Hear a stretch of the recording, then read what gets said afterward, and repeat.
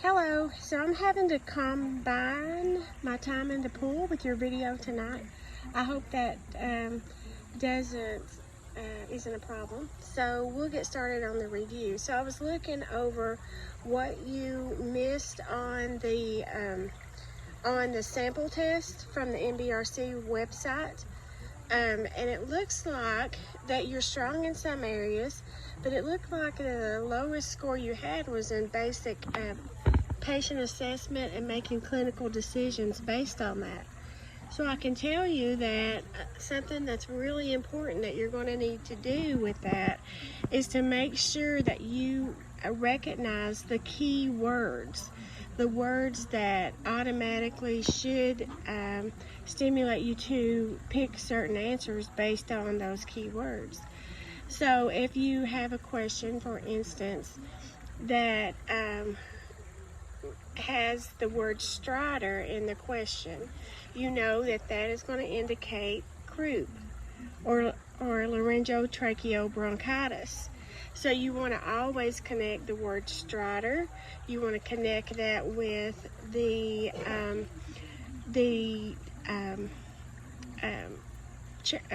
what is the word on the X-ray? The steeple sign. The steeple sign on the chest, on the X-ray of the upper airway, and croup, laryngotracheobronchitis, those all go together. And then the treatment you want to always remember is racemic epinephrine in order to correct that inflammation. Now, what you don't want to do is give racemic if they're saying that the patient, it's severe and that the patient has marked stridor. Because when they say the words marked or the words severe, then a lot of times they want you to choose to intubate the patient because there is a pending emergency. Okay? So those are some key words that work together on that. Now, something else that goes together is with the upper airway, you want to remember that when they say epiglottitis, that's emergency. If they use the word marked or severe, you're going to choose to intubate. Again, you're going to have some type of anti-inflammatory treatment as soon as possible. Cool mist therapy. Try to use the cool humidified oxygen to bring down the inflammation of that upper airway. And so you're going to see the keyword thumb sign. So when you have the keywords thumb sign, upper airway obstruction marked, then you're going to think epiglottitis, and you're going to treat that as soon as possible to try to use cool humidity. If it's just beginning stages of it and the patient's just under some distress but it doesn't say marked or severe, then but you're going to intubate if they're and protect that airway if they need that. And that's just a couple examples of using keywords to make your clinical decisions and your assessments. So when you see certain words like dull to percussion, you're going to know that is caused by consolidation, either by fluid, by consolidation like pneumonia, or some type of mucus plugging. But either way, it's full of some type of substance, and it's going to go, when you do the percussion note, you're going to hear bong, bong, bong, because just like a barrel full of water or full of oil, when you tap on it, it's going to give you that bong, bong, bong sound. And then if it's not full though, it's going to and you tap on, it's going to give you a ping, ping, ping. That's if that barrel is empty. The same thing happens in the airway. If you hear a hyper-resonant percussion note, you know that there's probably a pneumothorax and there's air in that pleural space between the lung and the chest wall. So know your percussion notes, know what each note means, and how to correct it. So if you have a dull percussion note, you're going to get some antibiotics going. You're going to, supplemental oxygen if they need it. You're going to get some type of airway clearance going, whether it be a flutter valve, PEP device, high frequency chest wall oscillation, manual CPT. You've got to clear that airway, and if you have to suction them to clear that, then do so.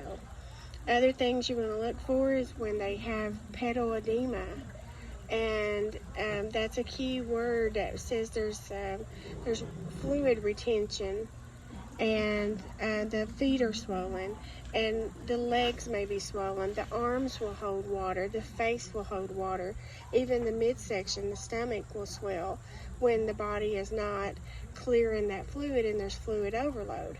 So to correct fluid overload, you're going to look for medications that's going to stimulate the kidneys, and in order to do that, you're going to need to know your medication generic and trade names, so that the Lasix or furosemide, you're going to use that.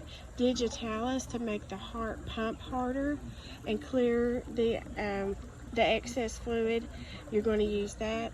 And so you're going to need to make sure that you are able to recognize when the patient has key words in the description like pedal edema or any edema in the body, hypervolemia. The hemodynamics are going to be increased above normal. You're going to have distended jugular veins because those jugular veins are going to be full of fluid. That's going to be another sign. And then crackles or rails in the airway when you listen to breath sounds. And all those things point toward getting those kidneys to start working harder and getting the heart to work harder.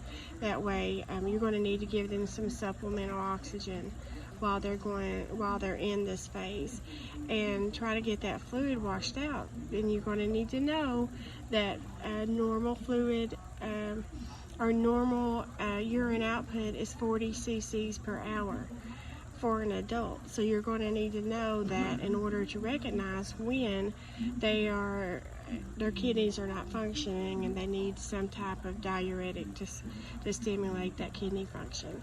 So those are just some key words, and I think that's what we need to work on most is patient assessment, and then making good decisions in critical situations, which would probably be your mechanical ventilation. So I think if we get that score up, then you were so close, the low 80s, so don't get discouraged.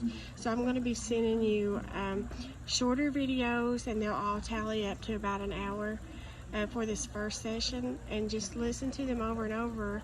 Look over your key words that you've learned in your patient assessment. Know your pathologies.